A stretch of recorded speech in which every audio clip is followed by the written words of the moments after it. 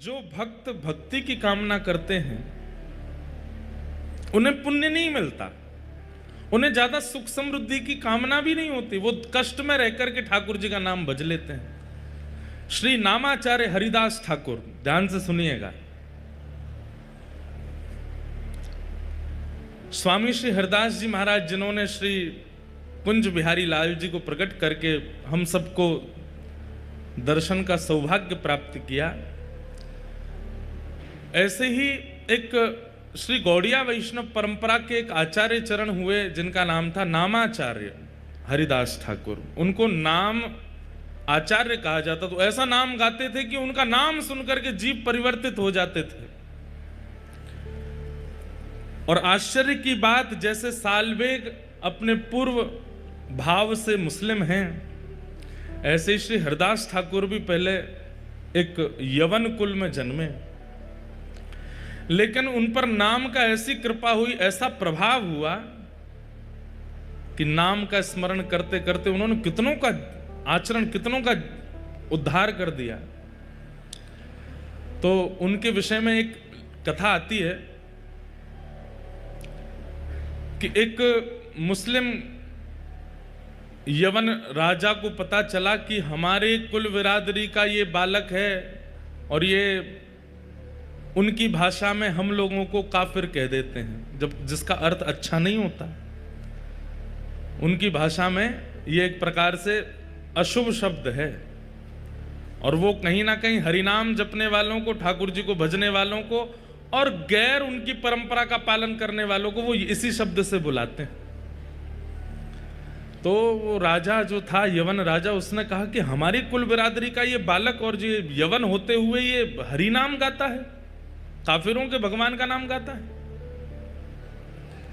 अपनी पूरी सेना से कहा कि उसको कैसे भी परिवर्तित करो। खूब लोभ दिए, लेकिन हरिदास ठाकुर ने नाम नहीं छोड़ा। तो फिर राजा ने कहा कि एक काम करो, इनको सूली पर चढ़ा दो। ध्यान से सुनिएगा। तो फिर किसी ने कहा कि सूली पर चढ़ाने पर तो बड़ी आसान मृत्यु हो जाएगी, लटकेगा, मर जाएगा। ऐसे अपने कुल बिरादरी का त्याग करने वाले, काफिर बन जाने वाले को तो बहुत दर्दनाक मृत्यु देनी चाहिए। तो बोले क्या दें? बोले बाजार में घुमा घुमा के, हाथ पैरों में हथकड़ी बेड़ियां बांध के, और लोहे की जो क्या बोलते हैं उसको, जो मारते हैं, क्या बोलते हैं, क्या बोलते हैं,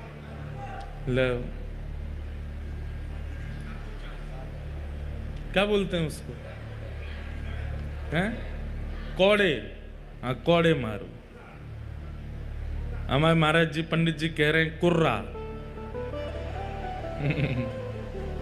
अद्भुत है, आप पाठ कर लो, जो करें हंटर मारे। तो कौड़े मारने की आज्ञा दियो। कौड़े भी कैसे? जो कौड़े की जो रस्सी होती उसमें इतनी बड़ी बड़ी कीलें और लगी थी।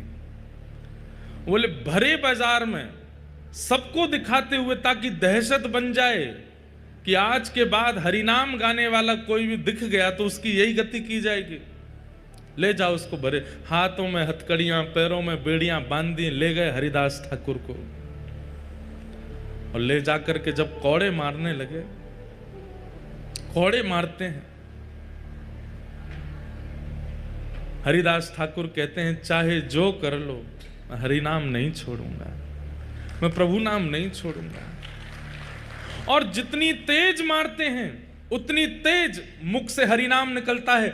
मारने वालों के पांव पूछते हैं। बोले तू पूछता क्यों, हम तुझे मार रहे हैं? बोले क्योंकि इससे पहले मैंने बहुत प्रयास किया कि मैं खूब ऊंचे स्वर में हरिनाम गाऊं, पर इतना ऊंचा स्वर मेरा पहले कभी नहीं निकला जितना ऊंचा स्वर कौड़े पड़ने से निकल रहा है। और मारो, मेरा स्वर ऐसा निकले कि मेरा ये गले का जो स्वर है ये फट जाए हरिनाम गाते गाते। सब देखते रहे, घबरा गए, अपने बच्चों को ले करके घरों में भाग गए। बच्चे घबरा करके मां से पूछ रहे हैं ये क्यों पिट रहे हैं?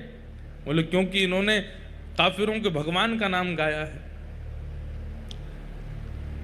लेकिन कुछ लोगों के चित्त में विश्वास प्रकट हो रहा है, इतनी पीड़ा के बाद भी हरिदास ठाकुर नाम नहीं छोड़ रहे।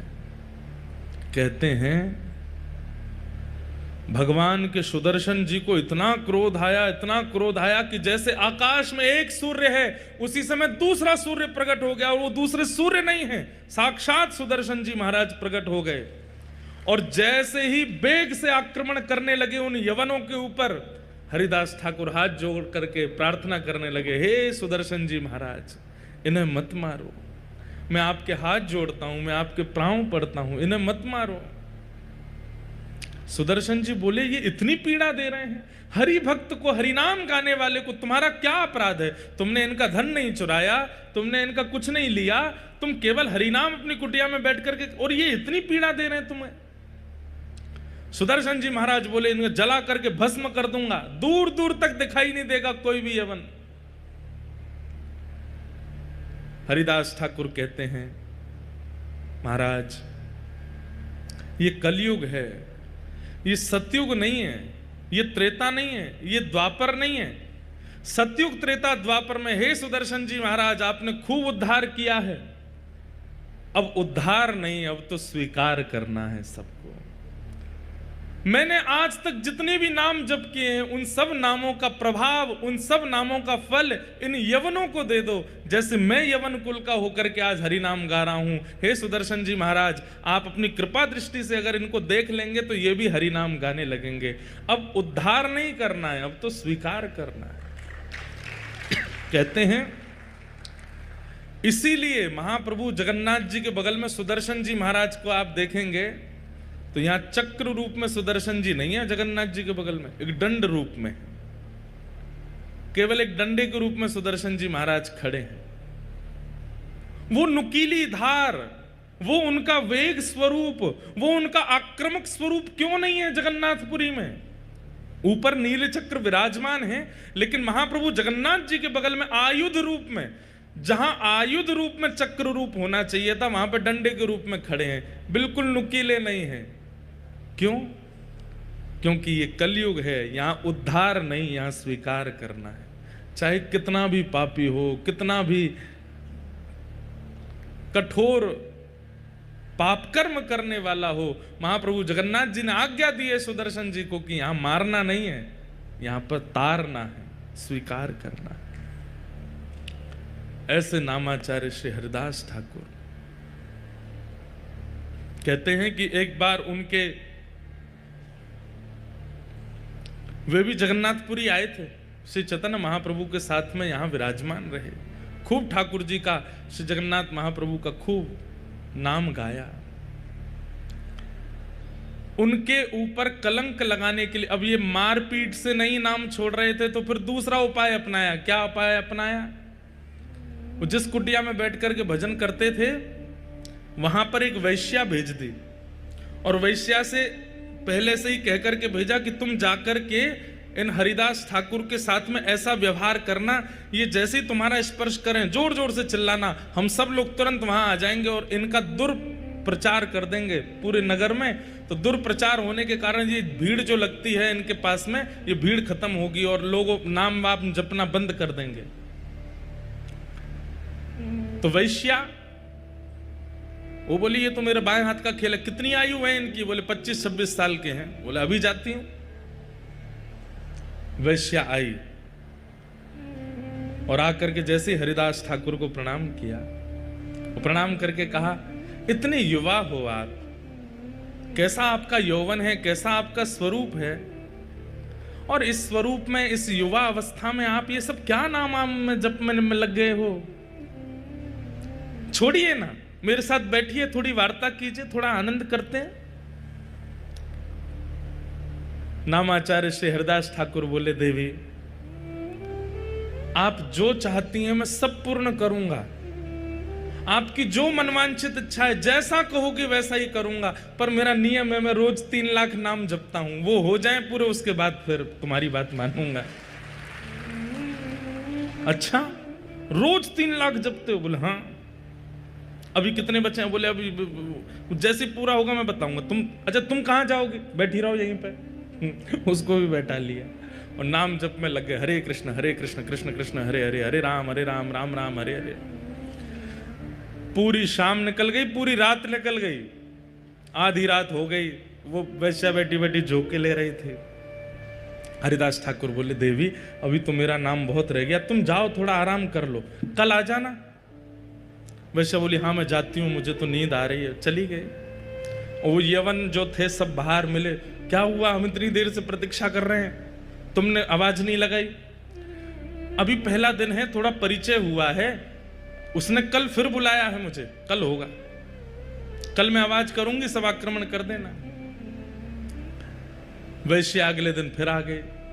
जैसे ही आकर के बैठी, हरिदास ठाकुर नाम जप कर रहे थे, तुरंत आकर के बैठी, अरे अब छोड़िए ना, क्या भजन कर रहे हैं। देवी कल के 3 लाख तो सुबह पूरे हो गए, आज के 3 लाख अभी चल रहे हैं, पहले ये पूरे हो जाएं, इसके बाद मैं तुम्हारी बात सुनूंगा ना। सब लोग इधर देखो, इधर देखो, यहां देखो, हम यहां क्यों बैठे हैं, वो सब व्यवस्था चल रही है, इधर देखो आप लोग, इतनी बढ़िया लीला चल रही है, आप इधर उधर देखने लगते हैं। एक हरिदास ठाकुर हैं, वैश्या सामने बैठी है, वो नाम नहीं छोड़ रहे, यहां झूला आ गया, आप उधर देखने लगते हो, अपने ही व्यवहार पर ताली भी बजा रहे हो। दूसरा दिन हुआ, वैश्य आकर के बैठ गए, छोड़िए ना भजन, क्या कहे, बोले 3 लाख नाम रह गए, थोड़ा सा और कर लो। हरिदास ठाकुर पता है क्या करते हैं, उसको तो बोल देते हैं कि मेरे 3 लाख नाम रह गए, तू बैठ, और नेत्र बंद करके ठाकुर जी से प्रार्थना करते हैं, मेरे प्रत्येक नाम का फल ये वैश्या का मन परिवर्तित हो जाए, इसके मन में जो भाव, जो व्यवहार, जो विचार हैं, ये आपकी हो जाए नाथ। ये जितना प्रयास मुझे रिझाने में कर रही है, उतना प्रयास आपको रिझाने में करने लगे, हे नाथ मेरे नाम का पूरा फल इसको मिल जाए। पहले 3 लाख नाम उसके सामने कर लिए, दूसरे दिन के 3 लाख नाम, 6 लाख नाम तो उसने बैठे बैठे सुन लिए। तीसरे दिन फिर बुलाया, बोले कि आज भी बहुत जप हो गया, कल तो निश्चित तुम जो कहोगी वही होगा, कल आ जाना। बंधुओं, मैं एक बात कहता हूं कि कई बार ऐसा होता है कि आध्यात्मिक ऊर्जा जिसकी अति होती है ना, भक्ति रूप में, उस व्यक्ति की उपस्थिति मात्र आपके हृदय को परिवर्तित कर देती है।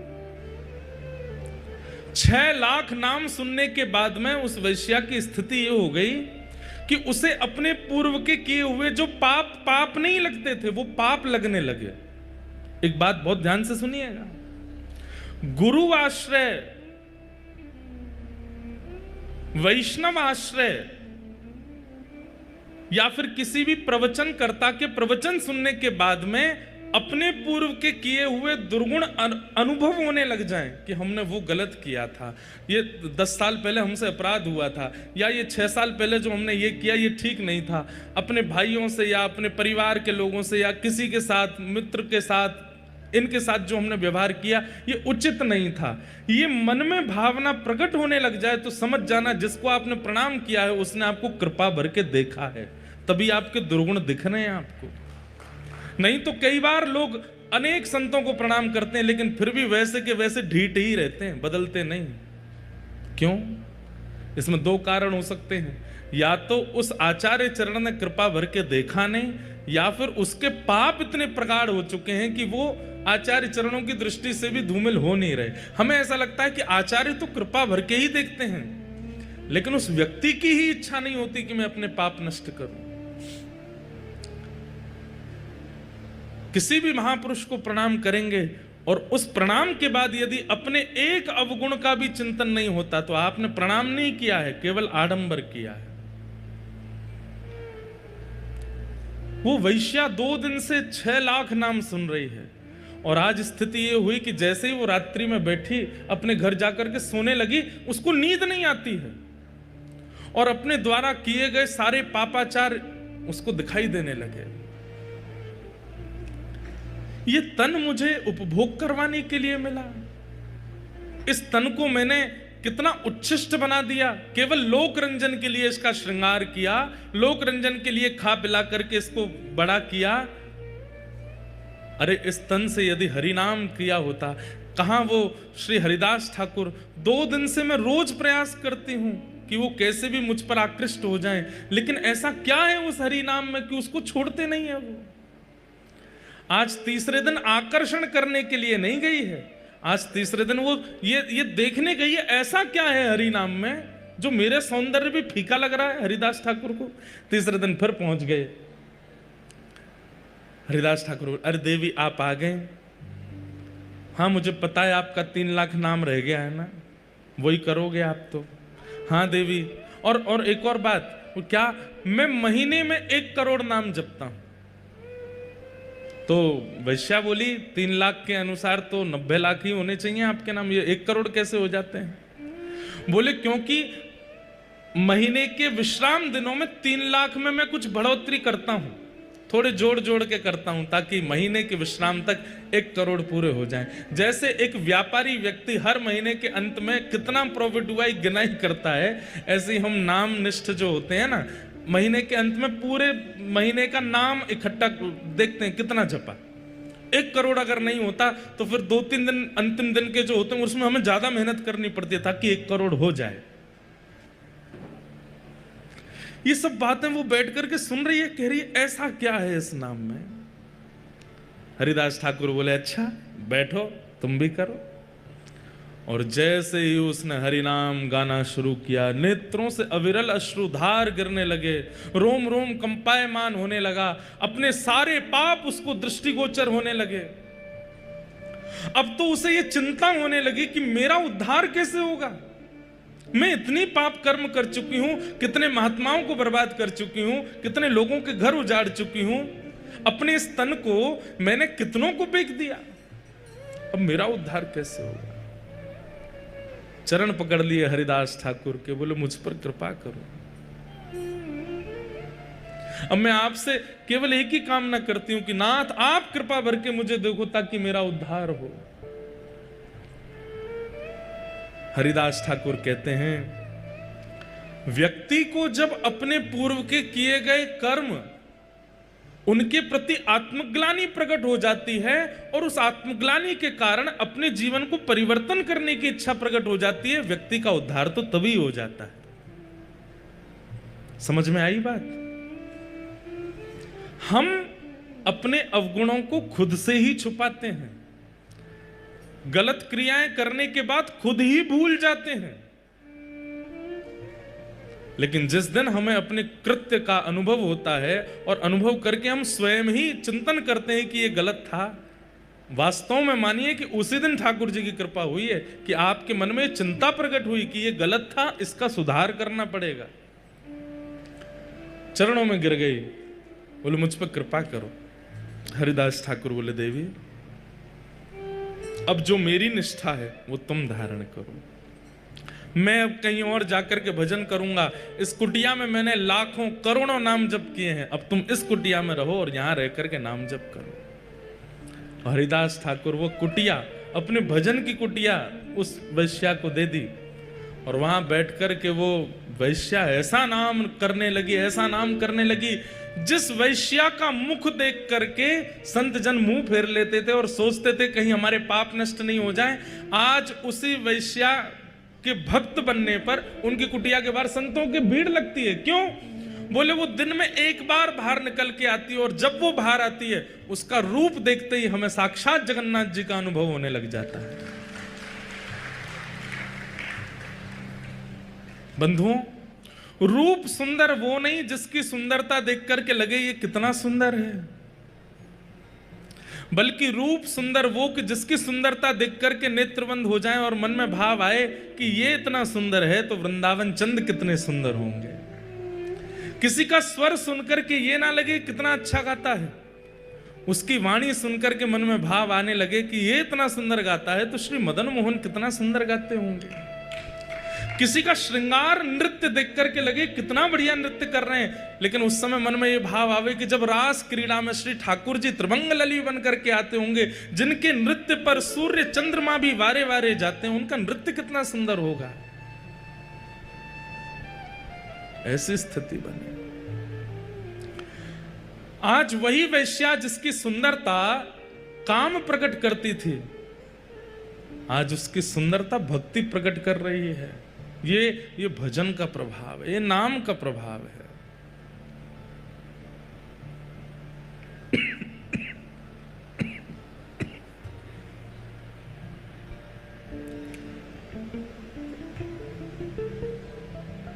नाम का प्रभाव। तो हम निवेदन कर रहे थे कि आध्यात्मिक बनना एक बात है, पुण्यात्मा बनना एक बात है, और भक्त बनना विशेष बात है। कथा का उद्देश्य, महाप्रसाद सेवन का उद्देश्य, आप लोग पुण्य अर्जन करना मत रखो। तीर्थ यात्रा का उद्देश्य, समुद्र स्नान का उद्देश्य, उसके प्रति पुण्य की भावना मत रखो, भक्ति की भावना रखो, भक्ति की इच्छा रखो।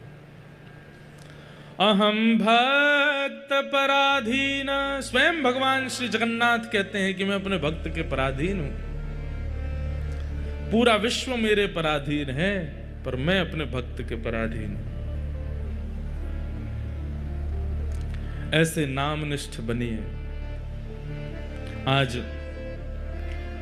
सुबह प्रभात फेरी का क्रम हुआ, कल से ही क्रम चल रहे हैं। कल संध्या में महाप्रभु जगन्नाथ जी को व्यासपीठ और श्रोताओं की ओर से ध्वजा जी का भाव प्रस्तुत किया। कितना आनंद आया। महाप्रभु जगन्नाथ जी ध्वजा धारण करते हैं। आपको पता, ध्वजा पे सूर्य चंद्र बने हैं महाप्रभु जी के।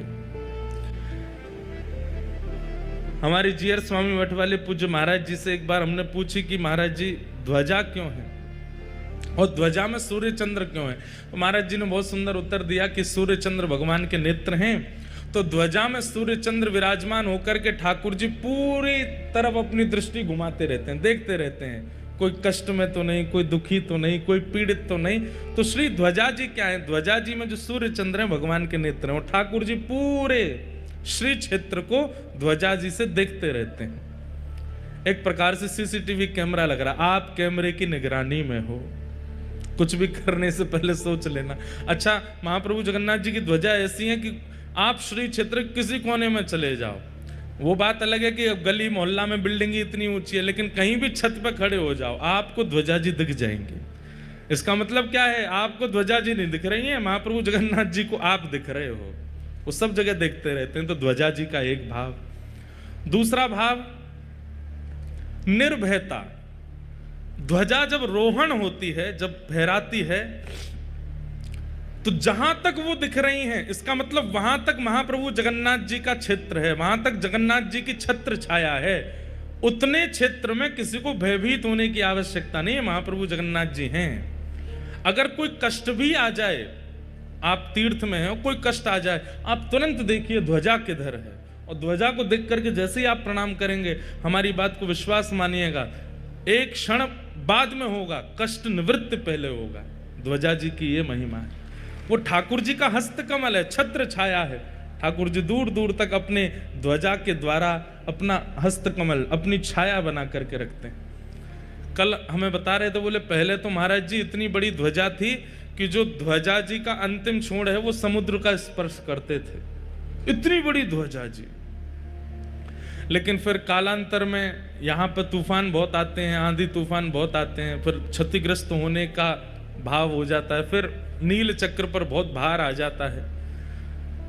और उस काल में भीड़ बहुत कम होती थी, ज्यादा लोग होते नहीं थे।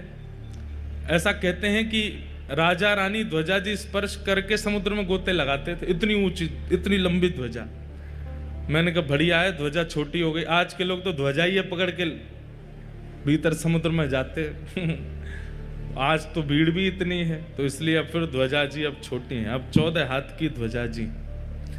लेकिन हमारे पूज्य जीएस स्वामी मठ वाले महाराज जी ने एक बड़ी विनोद की बात बताई, बड़े आनंद की बात। बोले लाला, सूर्य तो विराजमान है, लेकिन चंद्रमा क्यों विराजमान है? मैंने क्यों विराजमान है? बोले सूर्य तो प्रकाश के प्रतीक हैं, तो ध्वजा में सूर्य का होना मतलब प्रकाश का प्रतीक है, लेकिन चंद्रमा क्यों है? आपने कहा आप बताओ। बोले चंद्रमा इसलिए है क्योंकि श्री चंद्रमा जी जगन्नाथ महाप्रभु के साले साहब हैं। कौन है?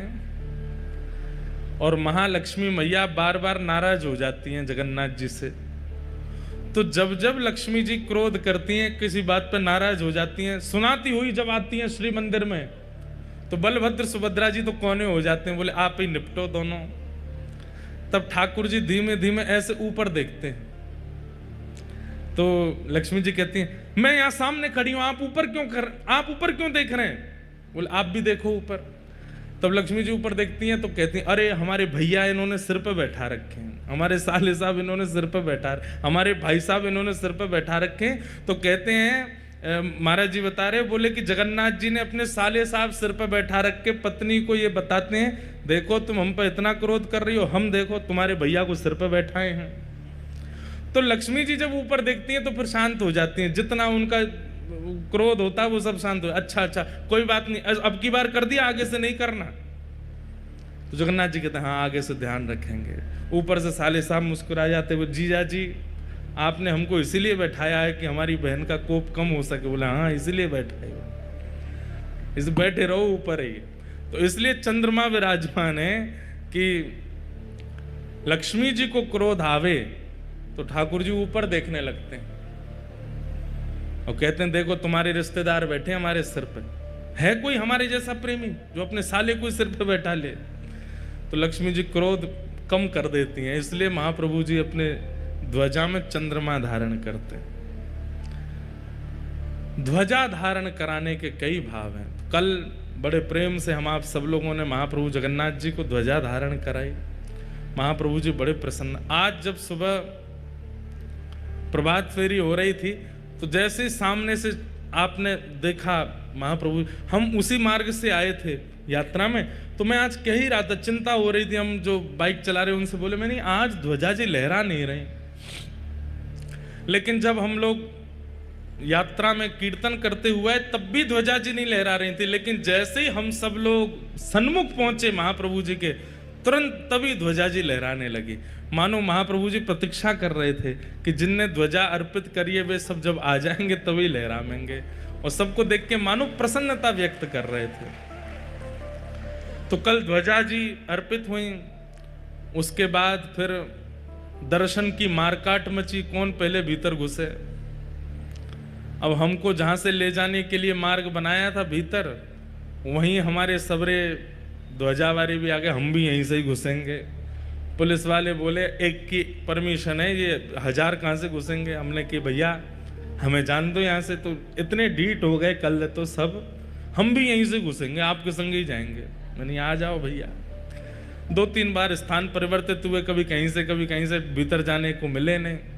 हमने कि आज महाप्रभु जी दर्शन देंगे नहीं। लेकिन अंदर पहुंचने के बाद पता चला, हम जैसे ही पहुंचे तो गेट बंद हो गए भीतर के। महाप्रभु जगन्नाथ जी को आरती का दर्शन कराना था, इसलिए विलंब करा रहे थे। अगर पहले ही भीतर चले जाते तो आरती नहीं मिलती कल। लेकिन इतनी देर बाहर हम लोग जो विलंब करते रहे उसका ये आनंद मिला कि फिर भीतर जाके आरती दर्शन हो गई। महाप्रभु जगन्नाथ जी की संध्या आरती हुई। कल ऐसे महाराज बढ़िया ऐसे नवे धोवे लग रहे थे जगन्नाथ जी, जैसे आज बिल्कुल नहा धो करके बिल्कुल श्रृंगार आदि करके बैठे हों, चकाचक सुख दे रहे थे कल। उसके बाद फिर रात्रि में जीयर स्वामी मठ में महाप्रसाद हुआ। महाप्रसाद का नियम है बंधुओं कि वो झूठा नहीं होता। आप सब लोग व्यवस्थित एक एक पत्तल में बैठ करके पा रहे थे, हमको बहुत अच्छा तो लग रहा था, लेकिन महाप्रसाद का नियम ऐसा, एक ही पत्तल में 4 बैठ जाओ। एक दालमा को महाप्रसाद में मिलावे, दूसरा उठा के पाले, ऐसे पाया जाता है महाप्रसाद। तो और ये सुख यही, बाकी और कहीं भी आप पाएंगे तो वहां आपको बड़ी मर्यादा से ही पाना पड़ेगा। झूठा नहीं उठा सकते, हाथ आपको कहीं भी नहीं लगा सकते, उस स्पर्श का भाव है, सब चीज अपरस में रहनी पड़ती है, प्रसाद एक ही हाथ से पाना पड़ता है सब कुछ। पर यहाँ जगन्नाथपुरी का नियम है, एक तो आसन पे नहीं बैठना है, दूसरा नीचे बैठ करके पाना है, और तीसरा कोई लगा करके सामने दे दे तो बात अच्छी नहीं, तो जो पा रहा है उसके बगल में बैठ के, भले ही वो अपरिचित है, आप पा सकते हैं। हम जब कल घूम रहे थे वहां 1-2 बार मन तो हुआ एक आध अम्मा के सामने बैठ के हम भी पा लें, पर मैंने कि फिर सबके यहाँ पाना पड़ जाएगा, सब यूँ कहेंगे अम्मा से भी पाओ। इसमें से भी पाके जाओ। और फिर पेट तो न ही है, लेकिन फिर जब हम लोग प्रसाद पाने बैठे सब संग में बैठ गए। किसी की दालमा उठा लें, किसी का भात उठा लें, किसी की खाजा उठा लें। ये महाप्रसाद ऐसे ही पाते हैं। महाप्रसाद कभी अशुद्ध नहीं होता, महाप्रसाद कभी झूठा नहीं होता, इसीलिए वो महाप्रसाद है। एकमात्र जगन्नाथपुरी का ऐसा प्रसाद है जो ठाकुर जी के सन्मुख से लेकर के भक्तजनों के पेट तक पवित्र ही रहता है। वो जीभ पर जाने के बाद भी अशुद्ध नहीं होता। नहीं तो हर वस्तु जीभ पर जाती झूठी हो जाती है, लेकिन महाप्रसाद आपके उदर तक जाने तक भी अपवित्र नहीं होता, वो पवित्र ही रहता है। ऐसा केवल जगन्नाथपुरी का महाप्रसाद है और कहीं ऐसा संभव नहीं है। ऐसे महाप्रसाद को कल पाया। आज सुबह मंगल ठाकुर जी के सामने हरिनाम संकीर्तन करते हुए सब लोग आए। जगन्नाथपुरी में तो बिना मेहनत किए पसीना आ जाता है। महाप्रभु जगन्नाथ जी ने ऐसा मौसम यहाँ प्रकट कर रखा है कि कोई व्यक्ति कुछ ना करे, केवल बैठ जाए, चलने लग जाए तो ही उसके सबरे रोमकूप जो है खुल जाते हैं, एक एक रोम से। और ये जो पसीना आता है ना, इसमें बड़ी कमजोरी आती है, लेकिन ऐसे में भी कोई नृत्य करे, कोई गावे, तो सोचो उसकी ऊर्जा कितनी होगी। हमारे दिव्यदास भैया तो फिर भी इतना लंबा चौड़ा गाते हुए आए, नृत्य कर रहे थे। मैं जब पहुंचा तो मैं तो एक बार घबरा गया, मैंने कि यहाँ कैसे होगी। छोटी छोटी गली में से होके जा रहे, इतनी संख्या में सब लोग, लेकिन आप सबको देख देख करके ही ऊर्जा प्राप्त हो रही थी। खूब आनंद हुआ। महाप्रभु जगन्नाथ जी के सन्मुख पहुंच करके ऐसा लग रहा था जैसे महाप्रभु चैतन्य और साथ में उनके समस्त भक्त मंडली मिलकर के उन्माद कीर्तन कर रही है और महाप्रभु जगन्नाथ जी उसे श्रवण कर रहे हैं। खूब आनंद हुआ। आज कथा का चतुर्थ दिवस है और आज ठाकुर जी का जन्मोत्सव यहाँ होना है। हम लोग अब क्रम पूर्ण कर लें और ठाकुर जी का जन्मोत्सव प्रेम और भाव से आज जगन्नाथपुरी में मनाएंगे। संध्या में कोई विशेष क्रम आज भी नहीं है, क्योंकि सुबह नगर कीर्तन हुआ, अब कथा है, फिर कथा में उत्सव भी है, उत्सव में भी थोड़ा विलंब होगा। तो आप सब लोग बस महाप्रभु जगन्नाथ जी का दर्शन मात्र कर लीजिएगा। कल कुछ ना कुछ क्रम बनाएंगे, कहीं ना कहीं चलेंगे कथा के बाद में और फिर वहां दर्शन का क्रम रहेगा। एक और सूचना दे दें, आज 20 तारीख है, कल 21 तारीख है, कल श्राद्ध पक्ष का अंतिम दिन है। कल बंधुओं निश्चित ही आप सब लोग अपने अपने पूर्वजों का स्मरण करके और श्री महाप्रसाद और दालमा का थोड़ा थोड़ा भाव लेकर के अपने पूर्वजों का स्मरण करके और जैसे पिंड दान करते हैं वैसे ही महाप्रसाद का ही पिंड बना करके श्री जगन्नाथ जी के महोदधि में ही अर्पित कर देना। अपने पितरों का स्मरण करके कल श्री महोदधि स्नान कर लीजिएगा और कल श्री महोदधि सागर में ही पिंड अर्पित कर देना, ब्राह्मणों को दक्षिणा प्रदान कर देना। महाप्रसाद से यदि आपने अपने पितरों का स्मरण करके महोदधि में वह अर्पित कर दिया, आपके पितरों के आज तक जितने आपने श्राद्ध किए समस्त श्राद्धों का फल पूर्ण हो जाएगा। महाप्रसाद अर्पित कर दीजिए, आपके पितृ आनंदित हो जाएंगे, प्रसन्न हो जाएंगे, तृप्त हो जाएंगे। जितने भी पितृ दोष आदि हैं सब निवृत्त हो जाएगा। महाप्रसाद अर्पित कर दीजिएगा। कल विश्राम दिवस है श्राद्ध पक्ष का। कई बार ऐसा होता है कि आप जब रात्रि में सोते हैं तो आपको सर्प दर्शन होते हैं, सांप दिखते हैं। सांप दिखने के दो कारण हमारे वास्तु विशेषज्ञ और जो एस्ट्रोलॉजर होते हैं वो लोग बताते हैं। एक कारण तो ये बताते हैं कि धन प्राप्त होने वाला है, पर अगर पितृपक्ष में सर्प दर्शन होता है तो उसका एक यह भी संकेत माना जाता है कि आप शायद श्राद्ध अच्छे से कर नहीं रहे हैं, इसलिए पितृ आपको संकेत कर रहे हैं कि हमारा श्राद्ध अच्छे से कर दो। तो सर्पों के द्वारा वो यह दिखाते हैं। और भी उसमें कई क्रम है, पर मूलतः हमें यही पता है कि मानो पितृ ये आज्ञा कर रहे हैं कि थोड़ा श्राद्ध अच्छे से कर दो। तो उसके लिए अब तक तो जो हो गया सो कल विश्राम है, तो कल महाप्रसाद को ही लेकर के आप महोदधि समुद्र नारायण भगवान में अर्पित कर देना और यहीं स्नान करके अपने पितरों को प्रणाम कर लीजिएगा। निश्चित ही महाप्रसाद का एक कण जीवितों को कल्याण कर देता है, तो जो मृतक हैं उन पर तो उद्धार कर ही देगा, सबका मंगल में होगा। फिर परसों नवरात्रि प्रारंभ हो रही हैं। 22 तारीख को सुबह कथा होगी और फिर संध्या काल में यहाँ पर गुरु दीक्षा का क्रम होगा। और कई बालक, कई लोग तो यहाँ इसीलिए आए कि हमें धाम में दीक्षा चाहिए।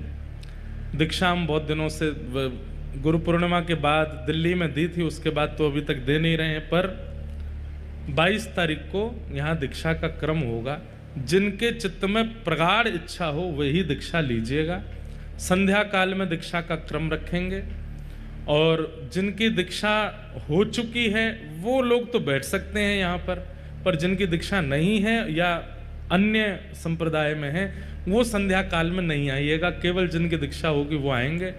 कल शाम को जिन जिन को दीक्षा लेनी है वे लोग अपना नामांकन करा लीजिएगा। कैसे होगा वो सब आपको पता चल जाएगा। बस नाम अंकित करा के परसों कथा के बाद एक समय दे देंगे, उस समय यहाँ उपस्थित हो जाएंगे महाप्रभु जगन्नाथ जी के चरणों में, और हमारा तो गुरु स्थान भी है। उस भाव से फिर यहाँ 22 तारीख को दीक्षा का क्रम होगा। जिनकी दीक्षा नहीं हुई है, जिनको भावना है, वो यहाँ दीक्षा लीजिएगा। और दीक्षा में 5 संस्कार होते हैं, तप्त, पुण्ड्र, नाम, मंत्र, और जो 5वां संस्कार होगा वो होता है याग। तो याग में अपने इष्ट को प्रणाम किया जाता है, ठाकुर जी को प्रणाम करके अपने एक दुर्गुण का त्याग किया जाता है। वह समस्त दुर्गुण त्याग कर दो तो बहुत अच्छा, पर अपने दुर्गुण का त्याग करके ठाकुर जी के सामने शरणागति की जाती है। तो यहाँ जिन लोगों की दीक्षा होगी उन्हें शरणागति देने के लिए जगन्नाथ मंदिर ही जाना है। दीक्षा लेते ही तुरंत श्री मंदिर जाइए और जाकर के अपने गुरु प्रदत्त नाम को बोल करके महाप्रभु जगन्नाथ जी के सामने याग करना है।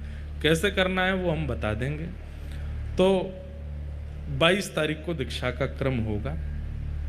जो जो यहाँ आए हैं दीक्षा के भाव से वो परसों 22 तारीख को दीक्षा ले लीजिएगा। आइए अब क्रम को आगे ले चलते हैं श्री ठाकुर जी के जन्मोत्सव की ओर। परीक्षित राजा को 7 दिन में मृत्यु का श्राप लगा और श्री सुखदेव जी महाराज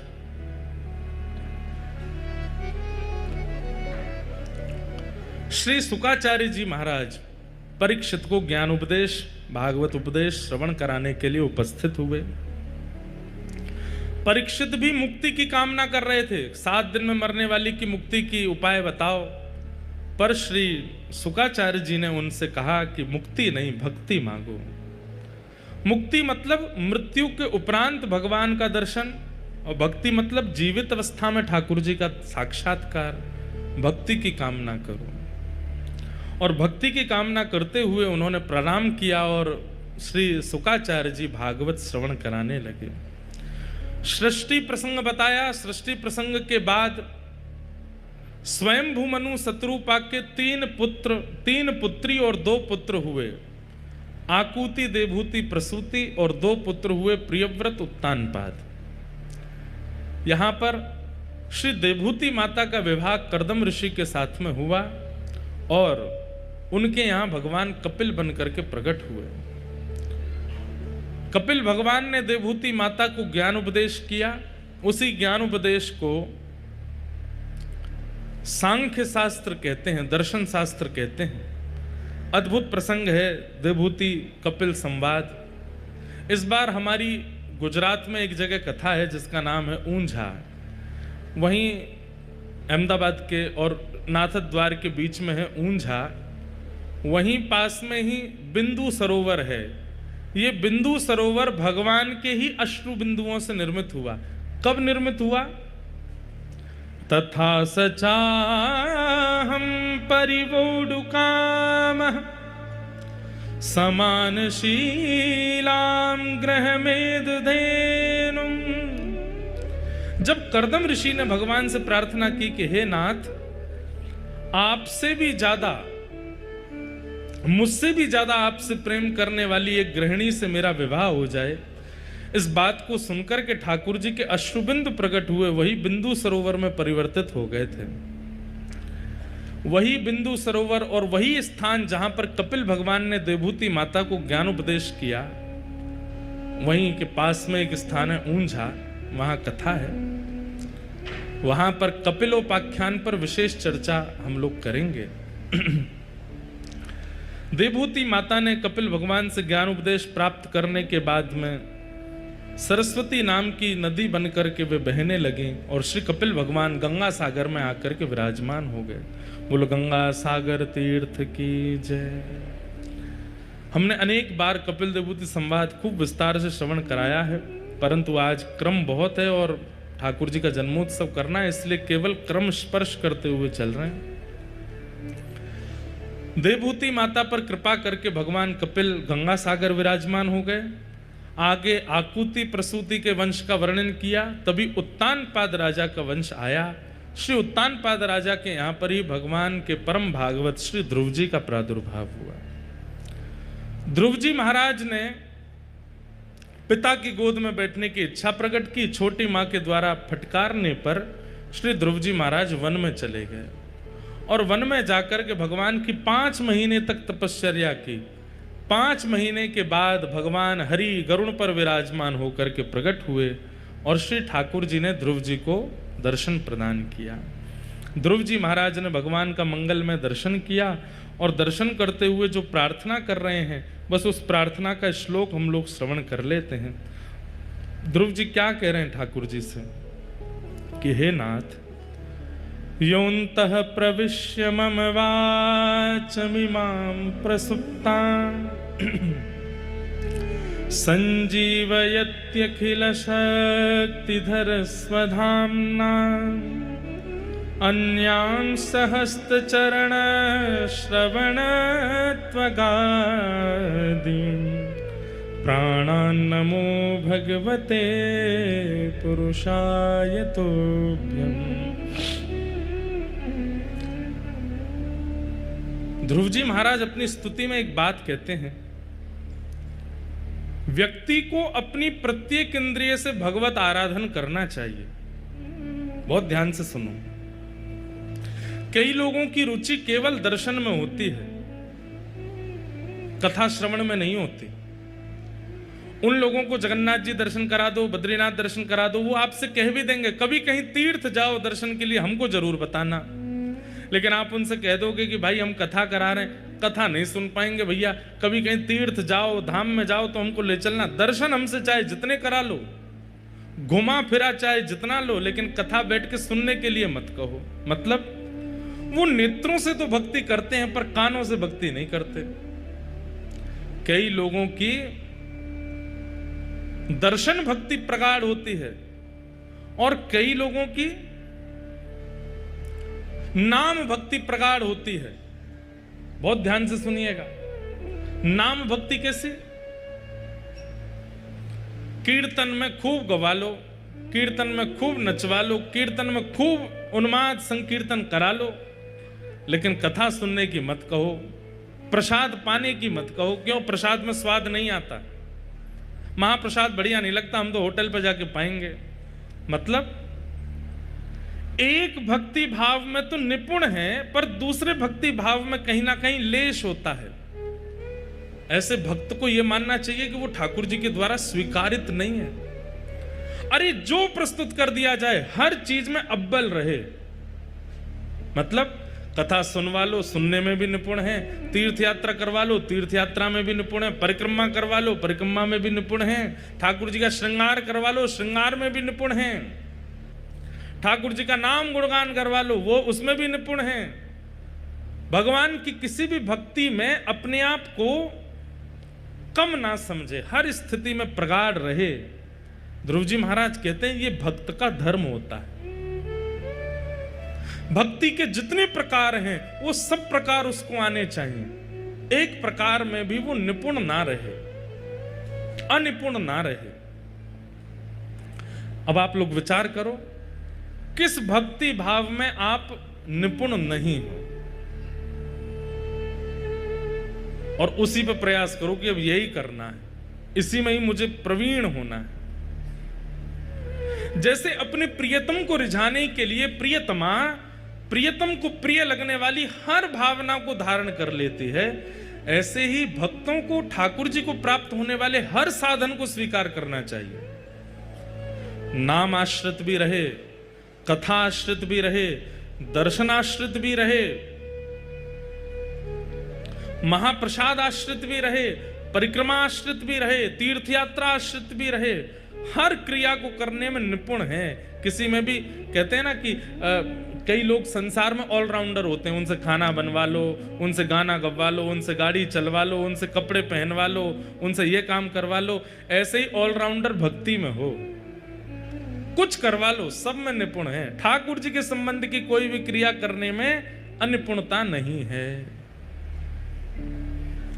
आज ही विचार कीजिए, ऐसी कौन सी भक्ति क्रिया है जिस क्रिया को आप अच्छे से नहीं कर पाते हैं, और उस क्रिया में आज से ही ध्यान लगाना शुरू कीजिए कि ये मुझे अच्छे से करना है। सब लोग इधर देखो, इधर देखो, हम क्या कह रहे हैं वो सुनो, ये तो चलता रहेगा। अपनी एक निष्ठा,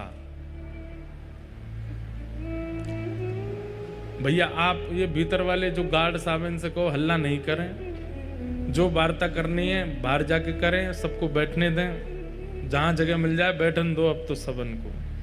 बस आप लोग ध्यान रखना कि श्री जगन्नाथ महाप्रभु चितचोर हैं, लेकिन कई बार कथाओं में अपने गणों को चैन चोर बना के भेज देते हैं, तो बस उसका ध्यान रखिएगा कि कहीं किसी के आभूषण आदि नहीं चुर जाएं।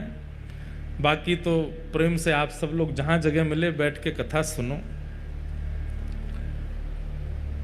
आज नंदोत्सव है इसलिए बीच में ये व्यवस्था है, कल रविवार है, कल और भी लोग होंगे तो कल इसको और व्यवस्थित कर देंगे ताकि सबको बैठ के सुनने को मिले। हम क्या कह रहे हैं, अपनी प्रत्येक भगवत परायण स्थिति को प्रगाढ़ कीजिए।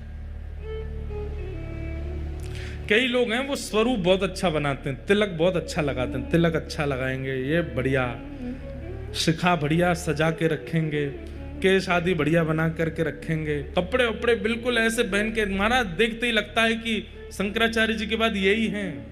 इनको देख करके, उनकी चाल आदि देख करके यूं लगता आहा कितना भक्त आ रहा है।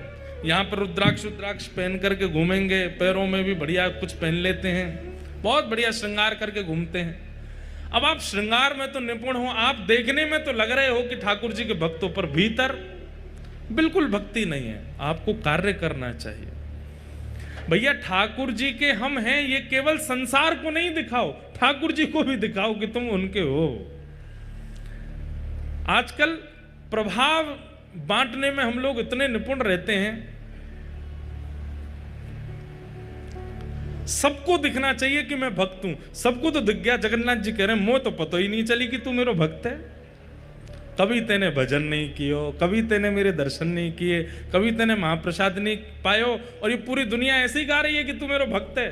महाप्रभु जगन्नाथ जी भी कहते, अच्छा किसकी चर्चा हो रही है बाहर? बोले फलाने की चर्चा हो रही। अच्छा वो भक्त है मेरा?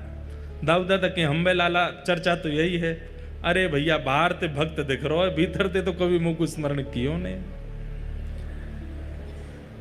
जिन भेषा मारो सावरो रीझे, जिन भेषा मारो सावरो रीझे। अब वैसे तो मीराबाई की पंक्ति है, यहां भेष में सब आ रहा है, कर्म भी आ रहा है। जिन कर्मों से मेरे सांवरे रीझ हैं, जिन क्रियाओं से मेरे सांवरे रीझ हैं, जिन व्यवहार से मेरे सांवरे रीझ हैं, सब कुछ आ जाता है भेष के अंदर।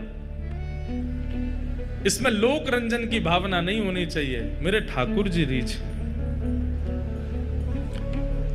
श्री बलराम दास जी जगन्नाथ महाप्रभु के परम भक्त हुए। उनको सेवा मिली थी कि जगन्नाथ जी के सामने बैठ के पद गाते थे, और जगन्नाथ जी बड़े प्रसन्न होकर के बलराम दास जी को सुनते थे। लेकिन एक दिन उन्होंने देखा कि घुंघरुओं की आवाज आ रही है, वो पद गा रहे हैं और घुंघरू बज रहे हैं। जैसे ही उन्होंने पीछे मुड़ करके देखा तो एक परम सुंदरी उनके उस राग पर नृत्य कर रही थी। बलराम दास जी बोले, कितना अच्छा नाच रही है। अब बलराम दास जी का मन क्या हो गया, अभी तक तो गाते थे कि जगन्नाथ जी रीझ हैं, अब किस लिए गाने लगे, ये रीझे ताकि बढ़िया नाचे और बढ़िया नृत्य करे और बढ़िया। अब तो अगले दिन दोनों की मिली भगत हो गई, बलराम दास जी बैठ करके गाते और वो नृत्य करने आती। तीसरे दिन तो दोनों में चर्चा शुरू हो गई। बलराम दास जी कहते, कल तुम पीले वस्त्र पहन के आना, कल मैं चंदन का भाव गाऊंगा और तुम उस पर नृत्य करना, परसों तुम ये पहन के आना। अब जगन्नाथ जी तो किनारे हो गए। बलराम दास जी का मुख्य उद्देश्य क्या हो गया, मंदिर का आश्रय लेते हैं, जगन्नाथ जी की सन्निधि लेते हैं, पर गाते किसके लिए, कन्या के लिए। जगन्नाथ जी बोले, अच्छा आज तक तो हमको रिझाते थे, अब इनको रिझाने के लिए गा रहे हो। बंधुओं, ये बात मुझ पे भी लागू होती है और अपनी वाणी की सेवा करने वाले हर उस व्यक्ति पर लागू होती है जिसकी वाणी सुन करके हजारों असंख्य लोग भगवत शरणागति लेते हैं। आपकी वाणी का प्रयोग किसी जन के रंजन के लिए नहीं होना चाहिए, ये मुझसे रीझें, वो मुझसे रीझें, वो मुझसे रीझें, नहीं। मैं ऐसी बात कहूं कि मेरी बात सुन के इन सबके चित्त से जगन्नाथ जी रीझें, इन सबके चित्त का भाव ऐसा बने। नहीं तो जो बलराम दास जी के साथ हुआ वो मेरे साथ भी होगा। अब मेरे मन में भाव आ जाए, एक व्यक्ति विशेष के लिए मैं कथा कहने लग जाऊं कि ये रीझना चाहिए, ये रीझेगा तो ये भी कथा कराएगा, ये कथा कराएगा तो इतनी दक्षिणा देगा, उसी समय कथा का भाव नष्ट हो जाएगा, एक व्यक्ति भी परिवर्तित नहीं हो पाएगा।